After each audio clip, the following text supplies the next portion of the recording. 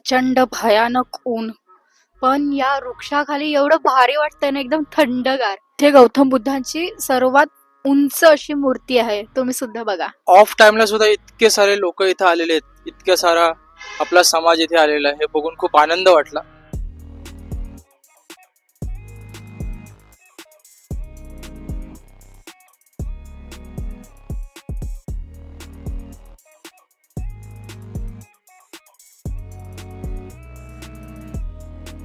नमस्कार मित्रांनो, आजचा व्लॉग जरा खास असणार आहे कारण आज मी तुम्हाला घेऊन जाणार आहे एका अत्यंत महत्त्वाच्या आणि प्रेरणादायी प्रवासावरती, नागपूर दीक्षाभूमी आणि नागलोकच्या दिशेने.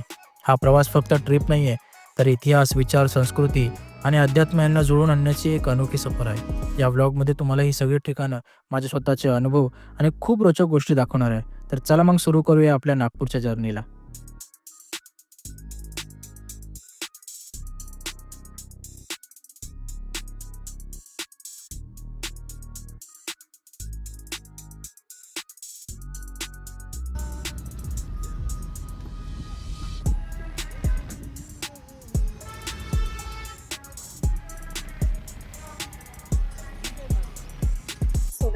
फायनली 200-250 किलोमीटरचा प्रवास करून आम्ही पोहोचलो आहे दीक्षाभूमीला.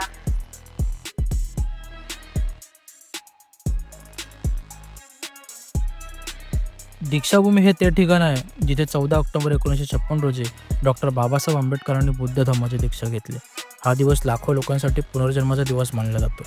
बाबासाहेबांनी बुद्ध धम्म स्वीकारताना फक्त धर्म बदलला नाही, तर त्यांनी एका सामाजिक क्रांतीची सुरुवात केली. त्यांचे विचार आजही तितकेच प्रभावी आहेत. जिथे अन्याय होता तिथे न्याय हवा होता, जिथे असमानता होती तिथे समानता हवी होती.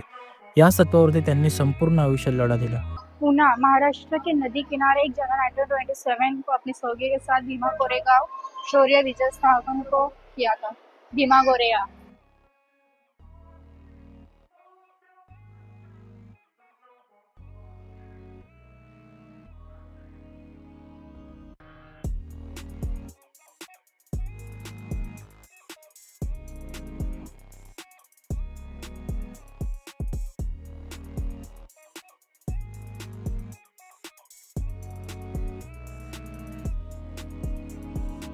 धम्म दीक्षा ग्रहण करणे पश्चात जेव्हा 1956 ला धम्म स्थापन झालेला तेव्हाचा हा फोटो आहे.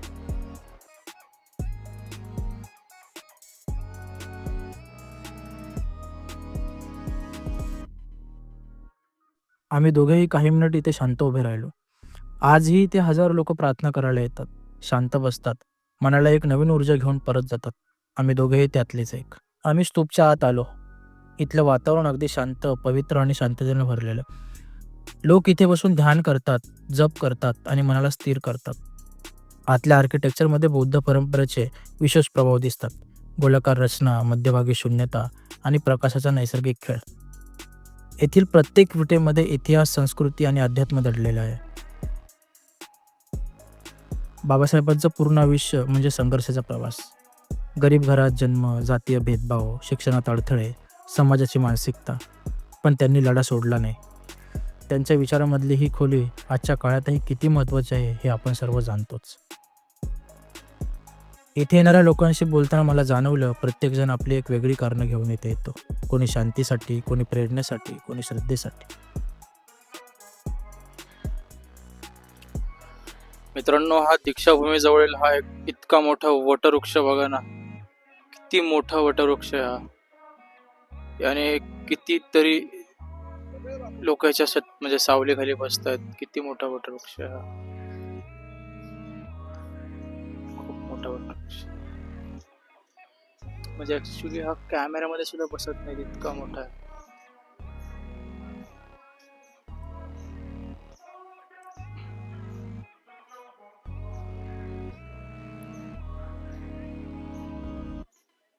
प्रचंड भयानक ऊन, पण या वृक्षाखाली एवढं भारी वाटतंय ना, एकदम थंडगार.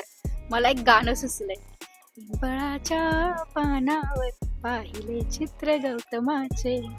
दीक्षाभूमी पाहून झाल्यावरती आमचं पुढचं ठिकाण होतं नागलोक. एक खूपच सुंदर जागा, बुद्ध विचार, शिक्षण आणि शांततेने भरलेली. नागलोकमध्ये प्रवेश करताना समोर दिसते बुद्धांची उभी मूर्ती. विशाल, भव्य आणि मनाला स्थिर करणारे. जणू काही संपूर्ण परिसराला एक सकारात्मक ऊर्जा देत होते. इथे बुद्ध शिकवणीचे विविध कोर्सेस चालतात. ध्यान कार्यक्रम आणि युथसाठी विशेष प्रशिक्षण. परिसरात चालत असताना मला जाणवलं, इथली हवा वेगळी आहे, इथली शांतता वेगळी आहे आणि इथली ऊर्जा अगदी खास आहे. लांबून बघा किती सुंदर वाटतं. एकदम भारी वाटते वातावरण. एकदम लाइटिंग वगैरे. मी आधी आली होते, पण आधी एवढं डेव्हलप नव्हतं. आता खूप जास्त डेव्हलप झालंय. मस्त वाटतंय. सगळ्यात मोठी उंच ही मूर्ती आहे नागपूर मधली. एक नंबर वाटते.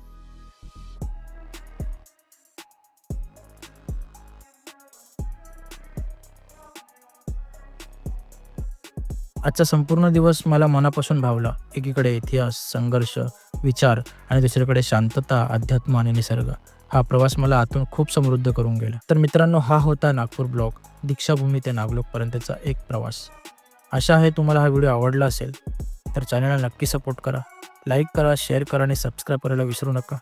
पुन्हा नक्कीच भेटू आपण एका नव्या ब्लॉगमध्ये. तोपर्यंत जय भीम, नमो बुद्धाय.